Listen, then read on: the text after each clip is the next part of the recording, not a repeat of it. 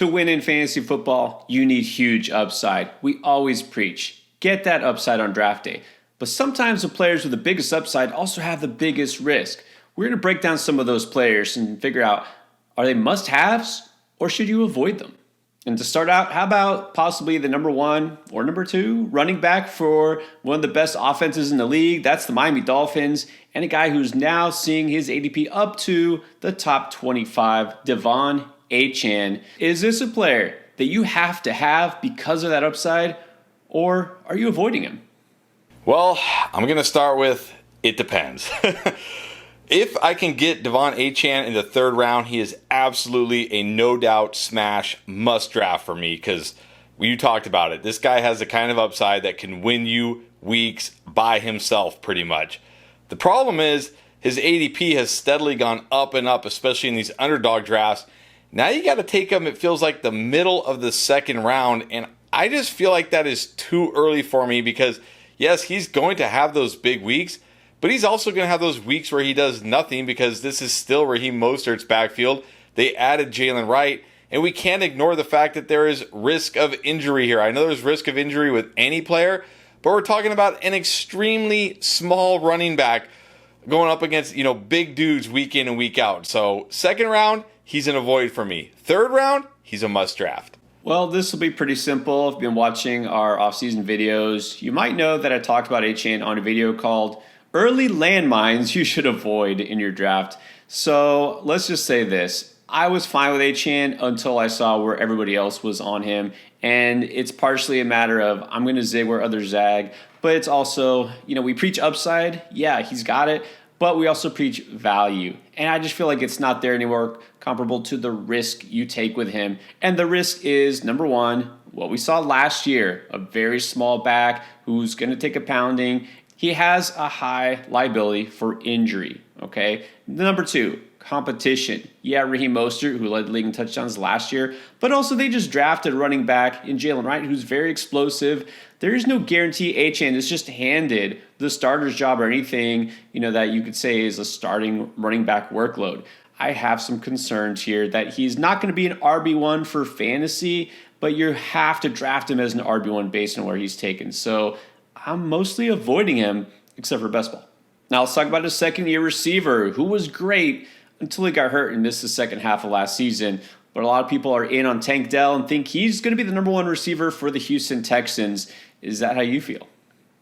I don't know if that's how I feel because I've said it over and over again. I don't think there is going to be a number 1 wide receiver for the Texans. Sure, there's probably going to be a wide receiver who leads this team in targets, but they're not going to just run away with the target share. The football is probably going to be spread around these 3 guys. So Tank Dell, I'm not going to say he's a must draft for me, but among the 3 Texans wide receivers, he is the one I find myself drafting the most because he's going the latest of the other 2. If I can just wait and get Tank Dell and I don't have to spend a 2nd round pick on Nico Collins or an early 3rd round pick on Stephon Diggs, and I can get Tank Dell in the 4th, a guy who has tremendous weekly upside and could be just as close in terms of production to those other 2 guys, I'm just going to wait and get Tank Dell. So not necessarily a must draft. He's not a guy I feel like I have to get every time, but I will gladly take the value on Tank Dell over the other 2 Texans wide receivers. Yeah, we're seeing eye to eye here. Exactly how I feel. I really don't feel like I have to have any of the receivers in Houston. I mean, obviously they're going to be good, but again, I feel like people are just a little too high on them in terms of where they're being drafted. But I will say this, I think Nico Collins is going to be the number 1 receiver for Houston, but I'm going to probably wind up with more Tank Dell because he's being drafted a little bit later. And I'm definitely not drafting Stephon Diggs for other reasons we've discussed before. So I think Tank should be a solid value as long as he doesn't get drafted too high. If he falls late 3rd, early 4th round, anywhere after that, I'm comfortable taking him. All right, now explosive rookie Malik Neighbors. People are going to be sky high in him. I was too until he went to the Giants. So we've definitely talked about Neighbors before. And again, that same video, if people watched it, they should know how you feel about Malik Neighbors. Yeah, this is a must avoid for me. If he fell far enough in drafts, sure, I pull the trigger on him and gamble on maybe Malik Neighbors is so talented that he can overcome Daniel Jones. But people are still very high on Malik Neighbors. He still typically goes in the 3rd round of drafts. There are a lot of guys in the 3rd round of drafts that I really like Why do I need to take the one attached to Daniel Jones? I don't. I'll let somebody else deal with that headache. Sorry, love the talent, love the prospect, hate the landing spot. He's a must avoid for me. Yep, I can't agree more. I mean, this is somebody I'm just not drafting in redraft. I barely want to draft him in best ball. I will on occasion if he falls just for some exposure because, yeah, he will probably have a couple of big games. But come on, we can't just pretend that quarterback doesn't matter. Offensive context doesn't matter. It matters a lot. Neighbors is a great player, but in a terrible situation. Let's just face it. So I'm avoiding him. Does the same go for George Pickens in Pittsburgh? We know the physical talent is there. We know the opportunity is there, but we don't really know what this Pittsburgh offense is going to look like. So which side of the fence are you on for Pickens? I would say I'm mostly on the avoid side of the fence, but there are times where I find myself taking George Pickens. If I look at the players on the board, if I need a wide receiver, maybe I went RB to start, or I grabbed 2 running backs in the first 3 rounds, and I feel like I really need a wide receiver, and there's just not a lot on the board because the wide receivers are going off the board very quickly this year, then I'll reluctantly take George Pickens. I accept the fact that he at least does have upside. He is a talented player. I just still hate this situation. I hate that I have to be attached to Arthur Smith again. I have to even hear about Arthur Smith and deal with Arthur Smith.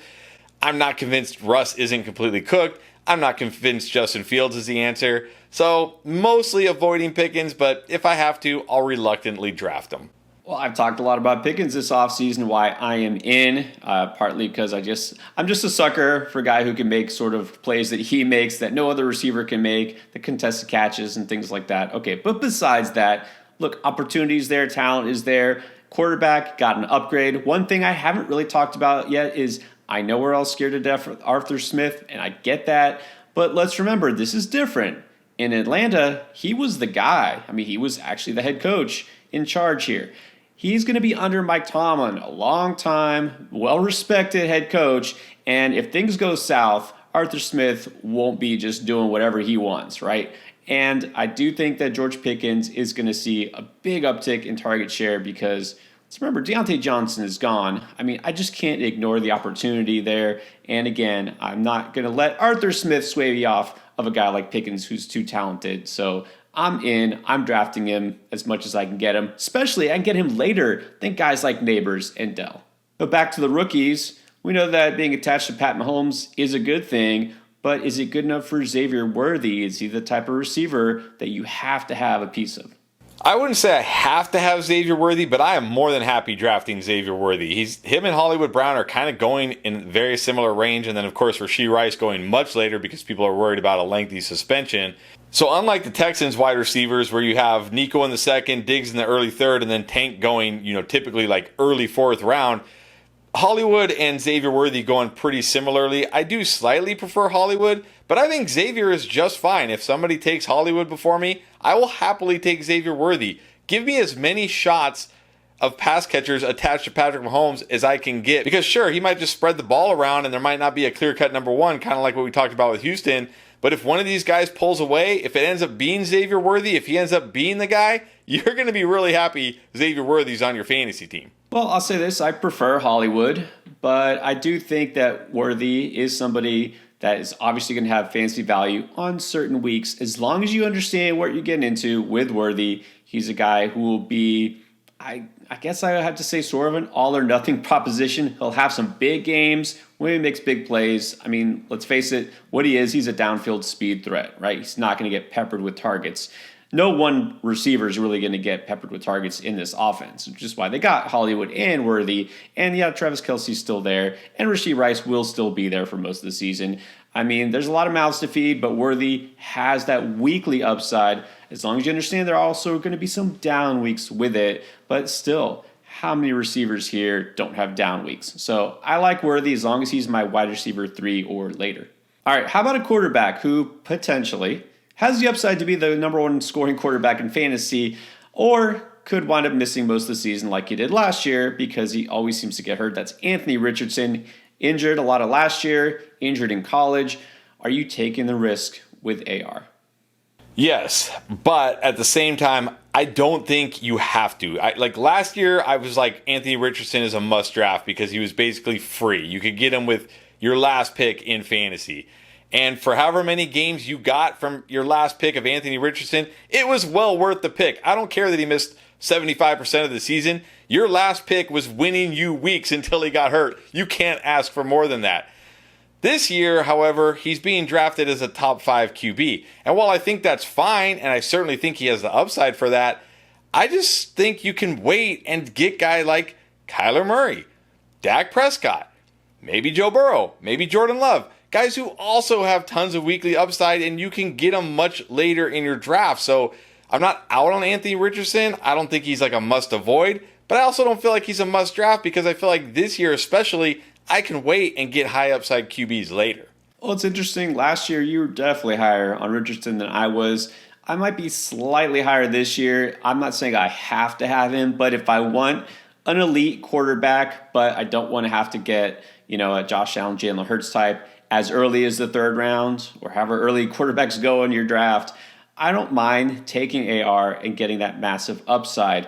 I know the risks. I understand that. But still, with a guy like him, I think it's worth it. So I'll say he's a strong target for me. And I'm really kind of surprised that I can get him still later than a guy who doesn't have rushing upside like CJ Stroud.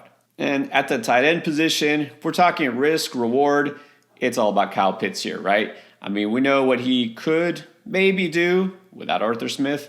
But are we falling for this again? Is it a trap?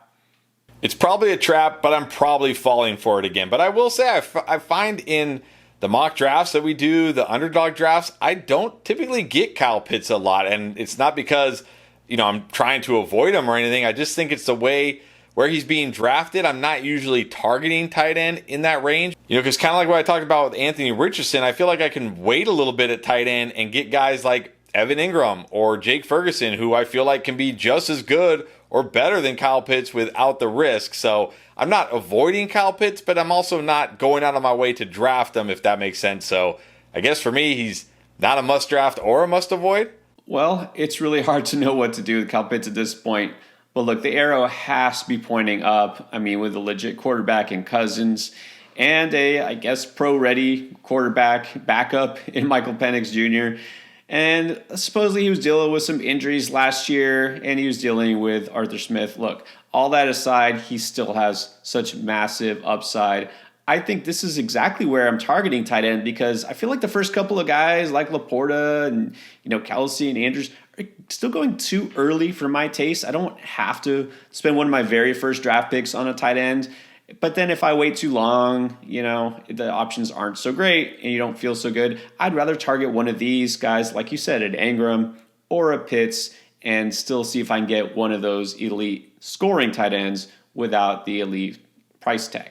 And I feel like we can't do a video like this without talking about Christian Watson. So what is the deal with him? Are we buying into this whole resolving the hamstring issue? He's going to figure it out. He's going to stay on the field. Are you going to be drafting him this year?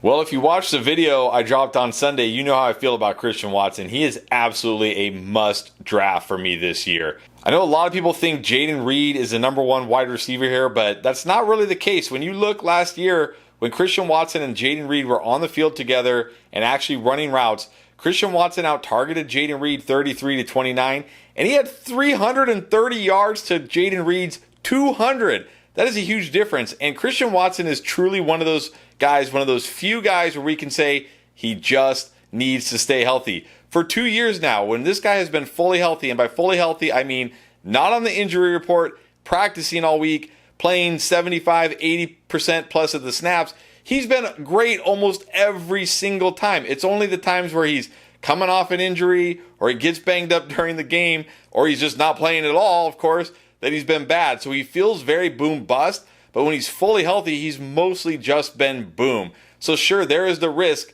that we never see this guy fully healthy. We've seen players in the past that just never could get fully healthy. But unlike last year where you had to draft him in the 3rd round, now you get him in like the 7th round of your drafts. And in more casual leagues where people are like, I'm done with this guy, you might get him in like the 10th round of your draft. So the injury risk is baked in here. I'm taking the risk. I am saying Christian Watson, for me, a must draft. Yeah, we know the risks, and look, we fully acknowledge it, but that's baked into his ranking because now you can get him later than last year. And it's funny, people say, last year you were off of Watson, you were saying go get Jaden Reed. That's because you get Jaden Reed at the end of drafts for nothing. People picked him up off the waiver wire during midseason, and you had to pay a fifth, sixth round price, I guess, for Christian Watson. And now it's reversed. Reed is going a little too early. Watson's going later. I agree. I'm in on Watson. I understand he might miss time. He might wind up being a bust, but it's not a huge deal at where you can get him. Some of those players are must-haves, and some of them we're just avoiding. Well, I can tell you all of these receivers are must-haves, but you may not know it.